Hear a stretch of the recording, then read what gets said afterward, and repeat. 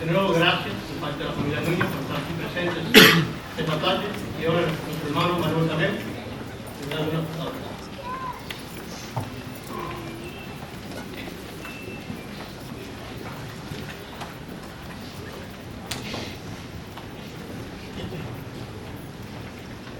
Nuestro hermano Núñez conocía que tenía un gran número de personas que lo amaban, lo querían, lo estimaban.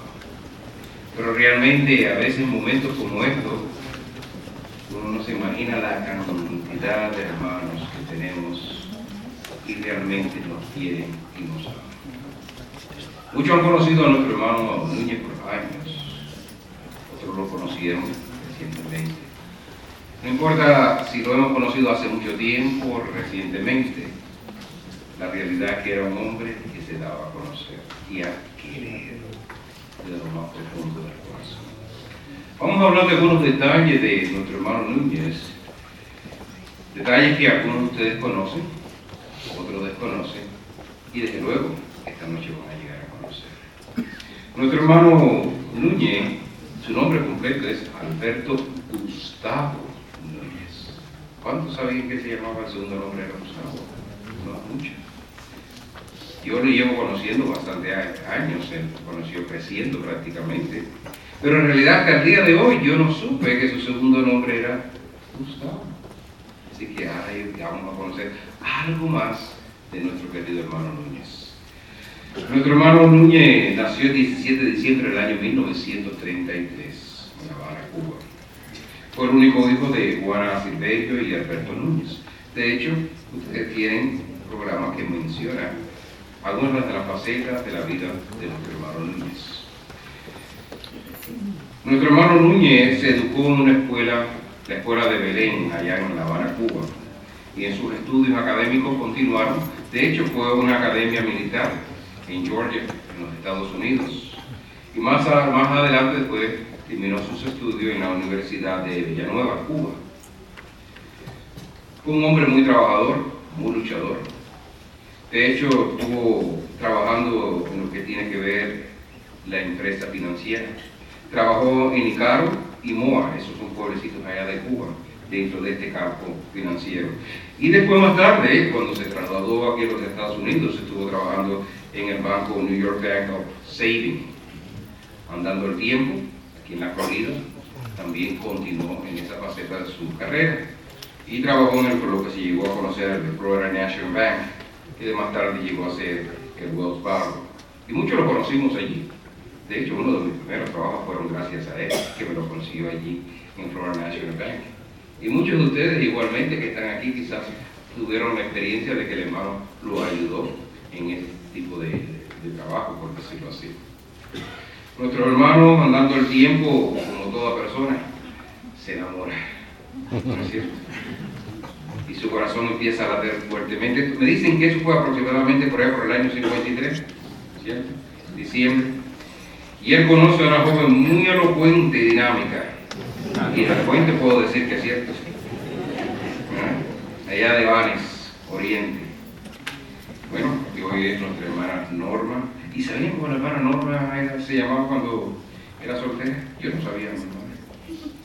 Norma de los Reyes. Mira eso. Es todo una reina, la verdad. Nuestra hermana Norma se dio cuenta de que este caballero buen apuesto no lo puedo dejar pasar.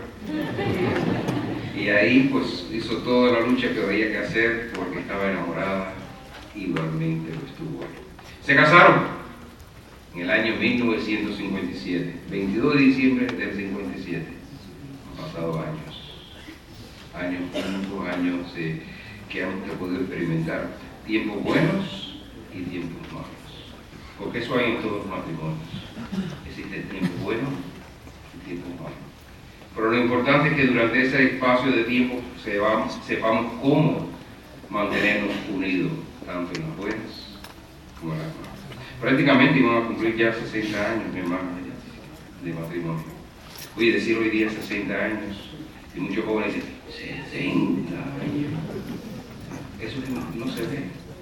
Pero la realidad del asunto es que cuando hay un corazón verdadero, puro, sincero, y se llega al matrimonio de esa manera, solamente estamos compartiendo 60 años, sino por toda la eternidad. Y eso es lo que nuestro Creador desea, que los matrimonios, como lo hizo desde el principio, duren por toda una eternidad. Dado el caso de que hoy somos humanos imperfectos, tenemos el pecado, no logramos vivir toda esa felicidad. Pero pronto, muy pronto, lograremos no solamente decir 60 años, sino 160 años, 2000 años, gracias a las bendiciones de parte de Jehová que vamos a recibir. De ese matrimonio, pues, desde luego vinieron hijos: Alberto, Vivian y Oscar. Ellos les dieron también nietos, que fue también parte de su gran alegría. Porque los hijos traen gozos y demás. Y uno aprende con los hijos, aprendemos con los hijos. Y después los nietos hacen de lo que le da la gana. Y así fue el caso. Ahí Alberto y Isabel tuvieron a Nathaniel y Jenisa, muy bien. Y también Vivian tuvo a Giovanni, ¿verdad? Que ha hecho correr mucho el abuelo también. Por otro lado, Oscar y Madeline tuvieron a Eric y Kevin. Así que su vida en sentido familiar realmente estaba muy llena de felicidad. Nuevamente, en todas las familias tenemos nuestras altas y nuestras bajas. Pero nuevamente saber sobrellevar esas situaciones y a la manera que nuestro hermano Núñez lo hizo, hace posible que disfrutemos de la vida de familia. Lo más sobresaliente de toda su historia, podemos señalar que fue aquel momento donde él decide servir a Jehová. Dedicar su vida a Jehová y servirle por toda una eternidad. Quiere decir que el 12 de julio del año 1968, él dedica y se bautiza en dedicación a Jehová. Un gran paso en su vida. Especialmente si ustedes notan de que él tuvo ciertos cursos o estudios que fueron en otro tipo de creencia religiosa, por decirlo así. Pero tenía esa tendencia de saber de que Dios es un Dios que realmente existe y es un Dios bueno. Pero lo bueno que aprendió fue que este Dios tiene algo maravilloso reservado para toda la humanidad. Y hay una gran verdad que él encontró en la palabra de Dios. Por eso hizo esta dedicación y se bautizó. Aquí mismo en Miami. De hecho, llevó muchos años sirviendo a Jehová, desde el año 1968 hasta el día de su muerte. Pero no solamente se bautizó, sino él realmente dedicó su vida a servir a Jehová en muchas facetas dentro de la congregación, dentro del pueblo de Jehová. Por más de 40 años estuvo sirviendo como anciano. 40 años de anciano en diferentes congregaciones, participando en diferentes facetas del servicio a Jehová. Secretario, superintendente de congregación, juez, coordinador, y así sucesivamente en diferentes facetas. Y esto le trajo mucho gozo, y de hecho, de lo que él pudo aprender, muchos de nosotros que hemos llegado después, hemos aprendido de él. Nuestro hermano falleció el 28 de julio de este año, a las 7:52 de la noche, ya con 84 años, prácticamente cumplí ya 85 años, 84, así que. Entonces realmente ahí podemos ver de que nuestro hermano Núñez es un hermano muy, pero muy especial, y lo es en el corazón de cada uno de nosotros. Sin embargo, no hay duda de que los sentimientos de tristeza son fuertes cuando perdemos a un ser querido, cuando perdemos a un padre, una madre, un hermano, una tía, un hijo, una hija, un amigo. Los sentimientos humanos pues nos hace sentir muy tristes. Nos invade una gran pena, un sufrimiento, y a menudo decimos, es muy difícil de soportar. Y es verdad, la tristeza que nos llena el corazón, a veces nos sentimos que es muy difícil de soportar. Pero tenemos que recordar las palabras de la primera carta de Pablo a los Corintios, en el capítulo 10, versículo 13, donde dice que Jehová no va a permitir que nuestro agobio sea más allá de ¿qué? De lo que podamos soportar. Así que Jehová sabe, mis hermanos, y especialmente la familia Núñez, saben el sufrimiento que ustedes tienen en su corazón, lo comprenden. Tenemos que recordar que Jehová vio a su hijo sufrir y él experimentó ese sufrimiento en su propio ser, por decirlo así. Entonces comprende el sufrimiento que hoy tenemos. No obstante, existe una esperanza que permite que nuestro dolor y nuestro sufrimiento realmente sea llevadero. Una esperanza que nos permite que nuestros sentimientos humanos de tristeza y dolor no se transforme en desconsuelo. ¿Qué quiere decir? ¿Que hay una diferencia entre los sentimientos humanos de tristeza y de consuelo? Sí, hay una diferencia. Y de hecho nuestro hermano Núñez muy a menudo explicaba cuando había oportunidad sobre esa diferencia de lo que es la tristeza humana y el consuelo. Los sentimientos de desconsuelo son los que se sienten cuando no hay esperanza y en nuestro ser parece haber un resonante, una voz que continúa diciéndonos más nunca, no más, refiriéndonos a no poder ver a la persona, poder hablar con ella, abrazarla, besarla, inclusive enmendar quizás sentimientos heridos. Y ese es cuando no tenemos esperanza, entonces hay desconsuelo.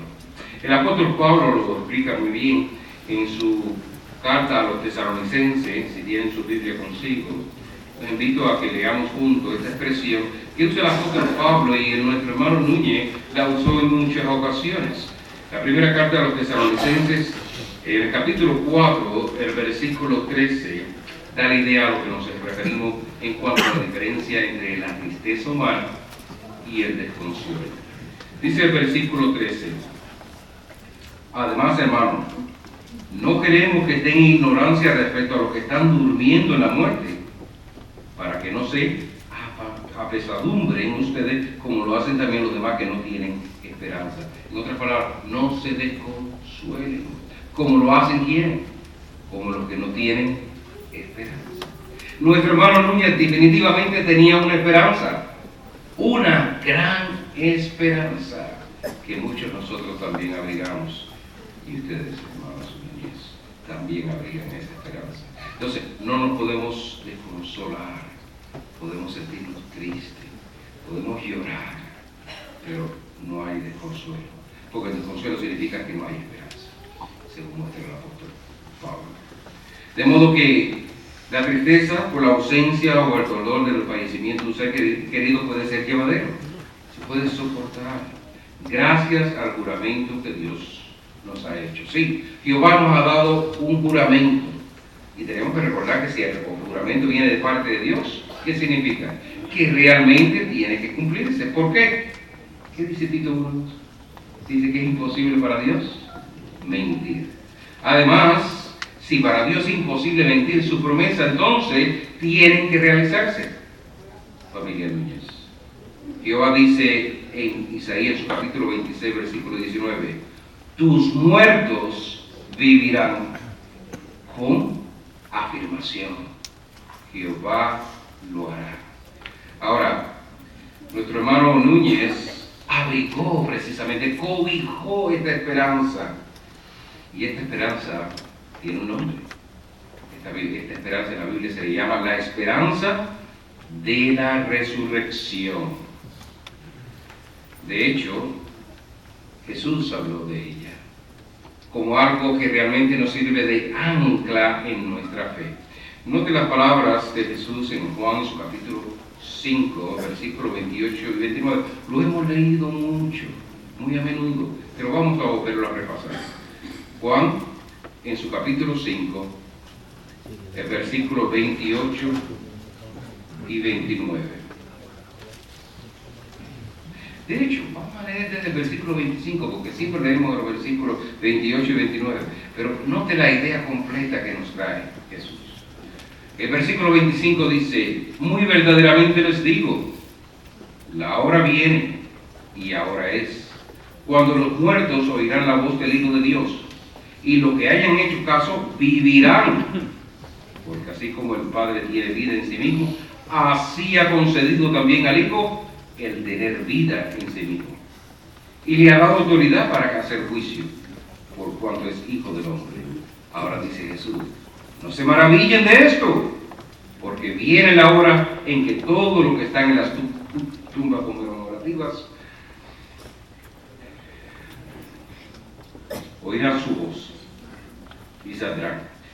Los que hicieron cosas buenas a una resurrección de vida, los que practicaron cosas viles a una resurrección de juicio. De modo que las promesas de parte de Jehová se hacen realidad mediante Cristo Jesús. Y Él la afirmó, como hemos visto. Pero, ¿qué es la resurrección? Bueno, la palabra griega traducida resurrección significa literalmente levantamiento de nuevo. Así pues, la resurrección implica que levantar de su estado inanimado a las personas fallecidas. Alguien pudiera decir, bueno, ¿cómo puede ser esto real? ¿Cómo puede ser posible? Bueno, los que llegan a tener la esperanza en la resurrección se basan en varios factores. Vamos a hablar de dos. Primeramente, nuestro hermano Núñez, cuando habló con las personas, el factor principal para que todas las cosas pudieran realizarse se expresa en las palabras que Jesús mismo señaló en Lucas, su capítulo 18, el versículo 27. Noten, Lucas, su capítulo 18, el versículo 27, nos dice, Él dijo, las cosas que son imposibles para los hombres son posibles para Dios. Entonces, cuando pensamos, ¿cómo puede ser posible?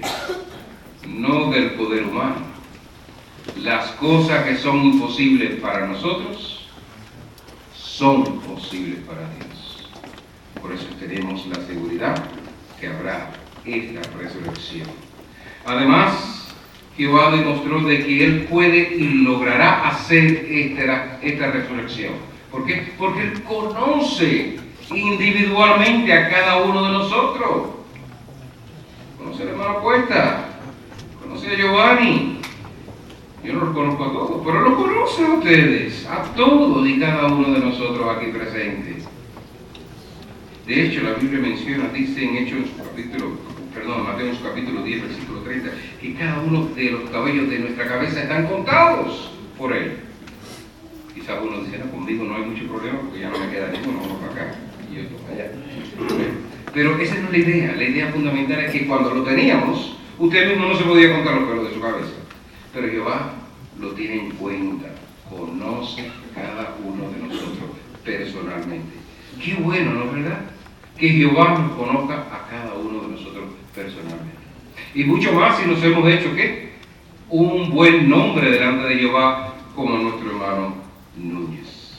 Entonces, la primera razón para poder saber y tener la seguridad de que esta esperanza de la resurrección se cumplirá es porque Jehová tiene el poder. Las cosas que son imposibles para el hombre son posibles para Él. Segundo, Jehová ha proporcionado una garantía, un puño, diciendo, esto se llevará a cabo. ¿Y cuál es esa garantía? Bueno, note las palabras de Hechos en su capítulo 17, por favor. Usted cuando compra un artículo, viene con garantía, ¿no es cierto? Y cuando hay problema, usted saca su garantía y va a hacer su reclamo. Bueno, Jehová nos ha dado una garantía para que podamos tener esa confianza de que habrá y tendrá lugar la esperanza de la resurrección. Hechos en su capítulo 17, el versículo 31, note cómo nos dice. Porque ha fijado un día en que se propone juzgar la tierra habitada con justicia por un varón a quien ha nombrado y ha proporcionado a todos los hombres, ¿qué cosa? Una garantía con haberlo resucitado de entre los muertos. Entonces la resurrección de Jesús llega a ser una garantía para nosotros. Hermanos, personas que nos visitan, amigos de Alberto Núñez, familiares, cuando pensamos en la resurrección y pensamos en Cristo Jesús, si reconocemos que Cristo Jesús ha sido resucitado, entonces tenemos que creer que la resurrección es una realidad. Porque si no creemos que la resurrección es una realidad, como dijo el apóstol Pablo, somos los más dignos de lástima. porque Cristo no ha sido resucitado.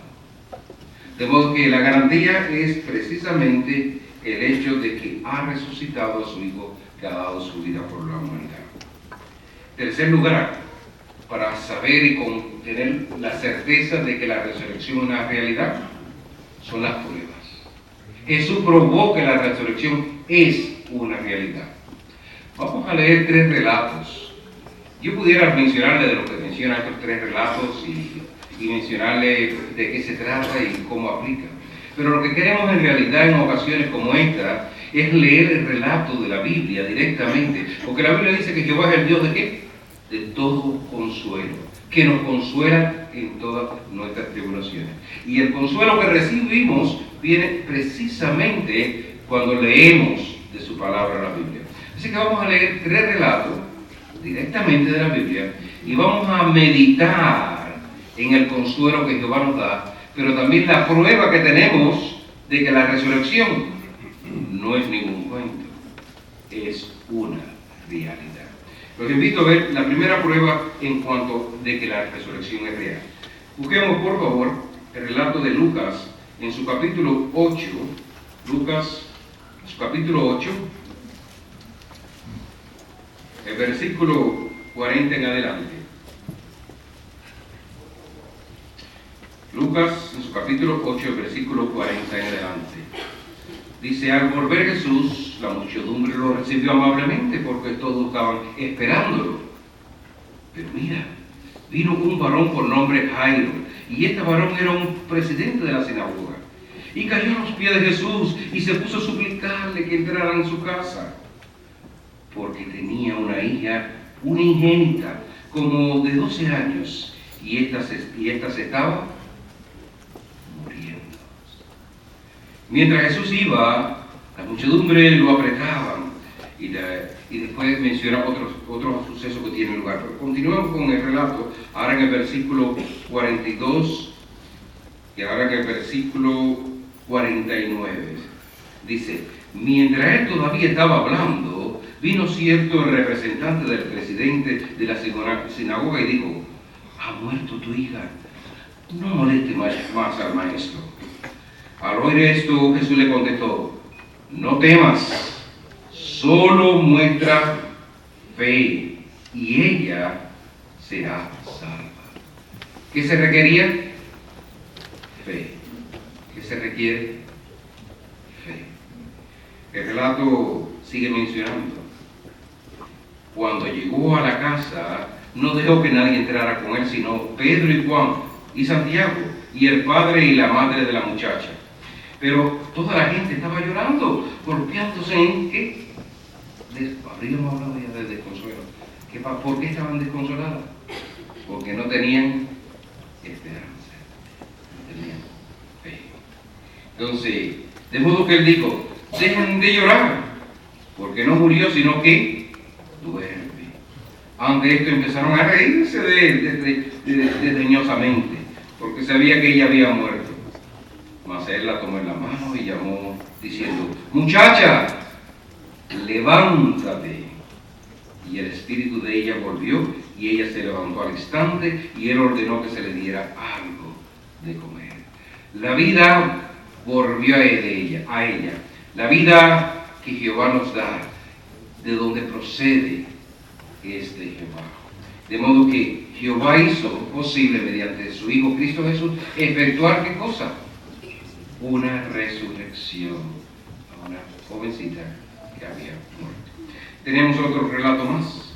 Los invito a buscar en el mismo libro de Lucas, ahora en el capítulo 7, por favor.